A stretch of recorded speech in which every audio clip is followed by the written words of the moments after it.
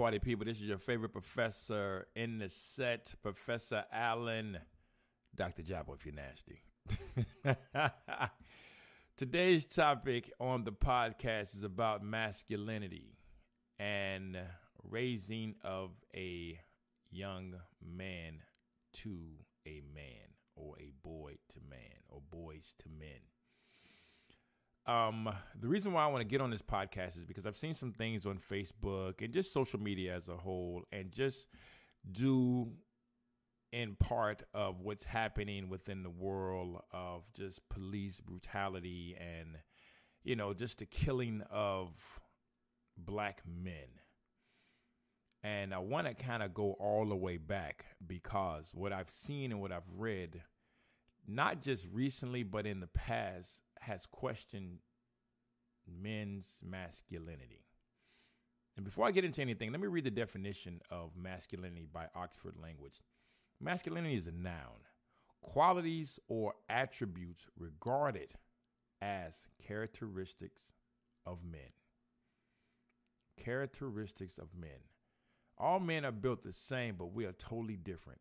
We're not equal. We're not equal in mentality. We're not equal in ideologies. We're not equal in drive. We're not equal in motivation. We're not equal in a lot of things. We're built the same. Now, don't get me wrong. I'm not built the same way Shaq is built, or I'm not built the same way Bushwick Bill was built, may he rest in peace, or even DMX, may he rest in peace. But we all are men. And as I get into this podcast, I'm going to give some stories about men and the characteristics of men. So I want to kind of just start with the qualities and attributes. So as I've had conversations with, ladies over the course of time, and they've sat back and they've said, and I've seen this, and it was kind of disturbing. It was kind of disturbing to me. I am the mother and the father of my son, the mother and father of my child. I am the mother and the father. And I've had friends that have said that, and I've had, I've seen it posted, and I've had, ladies that I've encountered in the dating scene that I am the mother and the father. And I have been quick to tell them and quick to check them on, no, you're not. Which that have spawned some heated discussions.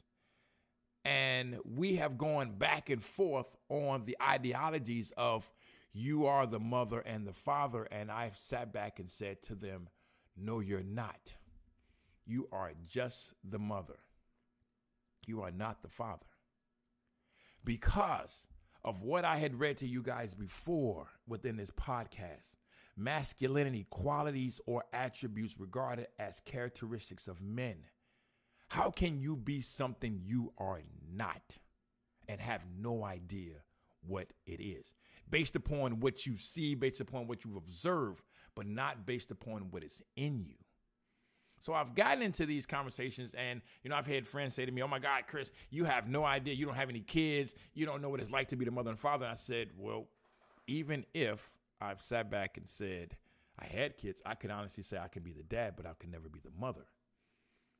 Because I have no idea what those functions are. So going back and forth, I've been blessed in my lifetime to have 3 male figures. My grandfather, my dad, and my stepdad. And I'm going to give you a quick story about my grandfather and something that I've taken from him. Even as a kid, I remember my grandfather one day had on this bad suit. I'm talking about this suit was off the chain. And he was sitting there in the chair and he crossed his legs. And I was like, what? Why Grandpa got his legs crossed? Because the only time I've ever seen that being crossed was I saw women cross their legs. But I saw Grandpa cross his legs, and I was like, dang, And so I went up to Grandpa, and I said, Grandpa, why you cross your legs? And he said, that's what gentlemen do. That's what gentlemen do. I was like, oh, okay. So then I started to cross my legs. No rhyme or reason. I sit down and I cross my leg. That's what gentlemen do. That's what we do. Okay. Okay. All right. So then, as I started to get older, I started seeing my stepdad on the inside of my mom. And this is when I sit back and I make the statement that I can see the generation of men changing. So when I used to see my stepfather always on the outside of my mom was always on the inside. Mom was always on the inside. If they're walking down the street, my mom's always on the inside. And people that know me and that have seen the way I function, they always know I'm always on the outside towards the street. So one day I asked my stepdad, I was like, man, why? I said, why you always got mom on the inside? He said, well, Chris, it's more for protection. He said, because if a car hit the curb, depending upon how I feel about it, I will push out the way. But if depending upon how I feel about it, I may push in front of the car. So I said, all right, I started cracking up. But it was symbolic of protection. She's always on the inside to protect her. And those that know me, that have been around me, understand that's how I get down based upon my observation of him always doing it and me asking the question. Okay, all right. Now, here's the greatest one that I get all the time. And people have always sat back and said, well, a man should open the door. The man should open the door. Man should always reach, one of my, on a podcast, one of my good friends said, I've never reached for the door handle. Understandably so. Man should always open the door. Chivalrous, all that good stuff. However, I'm going to take it to another level. A man holding the door for his lady, chivalrous if you want to call it, but a man holding the door for people is a good dude. And the reason why I can make this statement is because when I was dating or even married, I reach for the door, my girl will walk in, my lady will walk in. But if there's a couple that was 2, maybe 3 steps behind her, I hold the door open and let the people walk through. And I remember one time specifically, my lady and I were 3 or 4 steps in front of this couple. And as I was reaching for the door, I opened the door, she walked in. Then I told a couple that was behind us, I said, guys, go on in. They walked in, they got to the reservation table, and then the lady asked who was first, and the guy said, no, they were before us. That's good energy. That's a good dude. And don't get it twisted, party people. I've held the door open, especially when I'm on campus, and I hold the door open, and it'd be like 5, 6, 7 people walking through the door, and all of a sudden I felt like a doorman. But he go, thank you. Oh my God, thank you. Now, the one that I do hate, oh my God, ladies, y'all need to pay attention to this. If a dude opens the door for you, please say thank you. Because I have opened the door. Lady walks in, don't say a freaking word. And I'm sitting there thinking, I'm like, I slammed this door right up in her head, because that is acknowledging that you are a good person giving good energy. And don't get me wrong, I know we live in COVID and everybody's reaching for the door with some gloves or some sort of sanitation wipey or whatever the case may be. But that's the essence of a good person opening the door. Because I've had this conversation before. A man should always open the door. A man opening the door for his woman is chivalrous. A man opening the door for people is a good dude that believes in good energy. So taking that story around and kind of just looping it back to qualities, attributes regarded as characteristics of men. Those are the things that I understand and I try to say what masculinity is, because I've heard so many women question a man's masculinity. So therefore, you are questioning his qualities and his attributes and his characteristics. Basically, you are questioning his character. Because in my defense, in talking to several women and several just women over the course of time, it seems like masculinity is the first to be questioned when it comes to a man and his actions. And it seems that that's the first thing to go when it's time to get into conflict. And so that's when I go back to the story of I've had 3 and I've been blessed with 3 men in my life. Now, my father came along at the time that I needed him towards my graduated from college, and as I was, embarking into the real world. My stepfather was there when I was a young man. And what I love about my stepfather was he and I had our conflicts. You know, the old saying that you smelling yourself, so he and I used to go chest to chest. But those conflicts that we had turned into a bond. That bond turned into respect. And my stepfather was never a dude that sat back and said, Chris, you need to do X, Y, and Z. My stepfather led by the discussions of life in which we had, the things that he did, the mistakes that he made. And as a kid, and even as a teenager, and even as a young man, even as a man, I was always a great listener. I was not that dude that knew it all. So listening to the old head, I understood a lot of the mistakes in which he made. And he always sit back and say, you're going to make the same mistakes because that's just the nature of the game. But this is what I did. So when I got older and I started to understand from an old school player, my father came along. And I went and got my father. And to let everybody know on the podcast, Jabbo Allen and Christopher Allen are identical twins. My father is I am an exact replica of my father. So when my father came along towards my manhood years, he was never a dude that sat back and said, this is what I did, this is what I didn't do, this is what you need to do. We talked. And I tell this to, my boys and to students that I've had that was not raised with their father. They hate their father because he was never there. You get the story. My mama held it down. My mother did the work. She worked 3 jobs and this and that.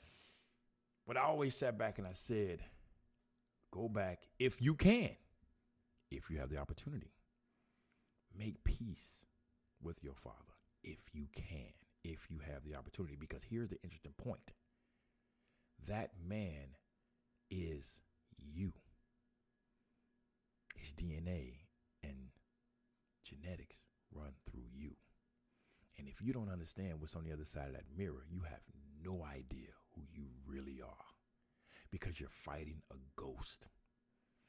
And I've said that to students and I've said that to my boys during the course of time. I said, listen, if you have the ability to meet that man who has raised, who birthed you, did not raise you, but birthed you, have a conversation with him. And some of my boys were like, nah, Chris, you know what the hell you're talking about? I want to shoot that mother lover because that mother lover, guess what?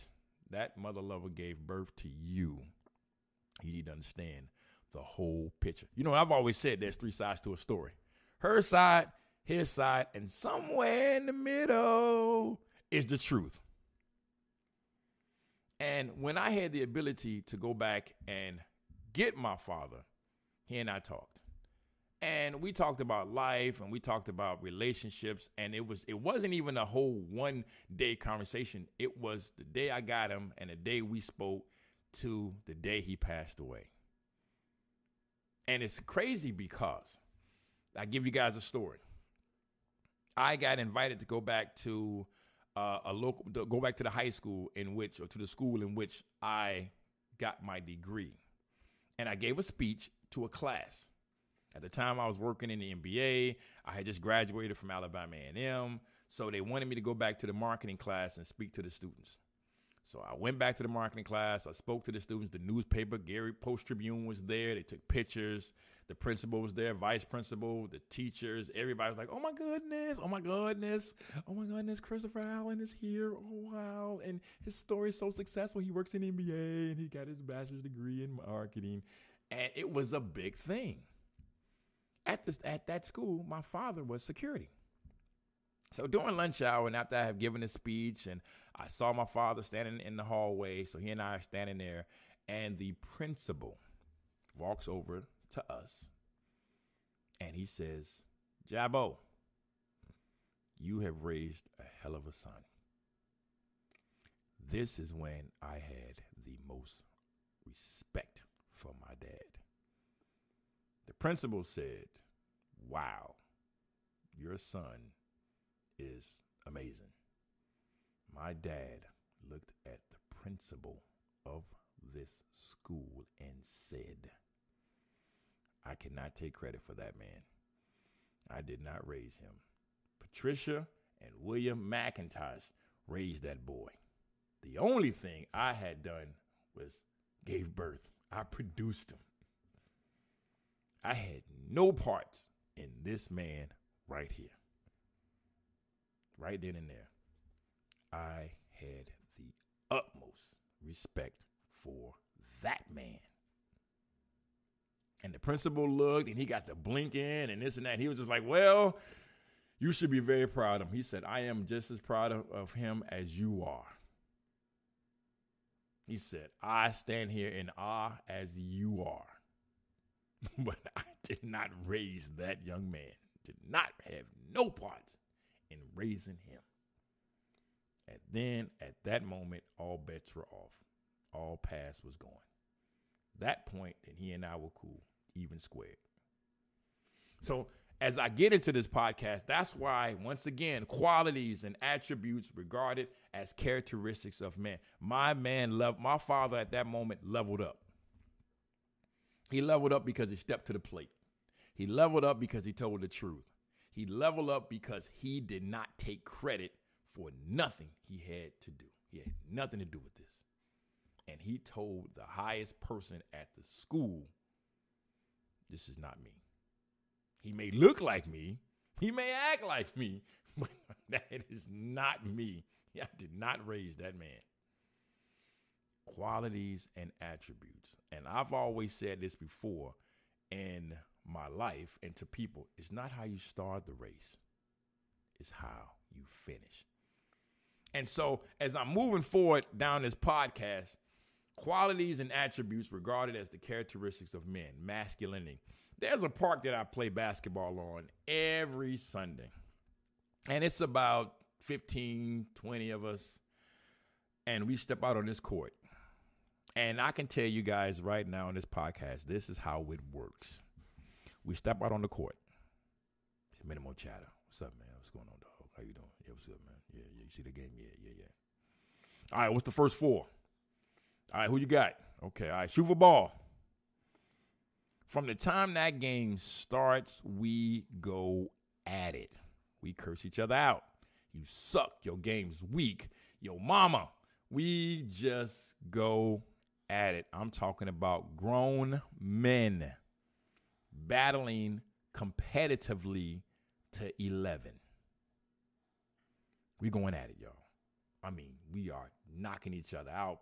Pick and roll. Why you missed the shot? Oh, my God, you should have passed it. Boys are going at each other. Men are going at each other's throat. Psychological warfare, telling you your game is suspect, telling you traveled. I mean, arguing, taking the ball, kicking the ball. We are going at each other's throats between the lines. After 3 hours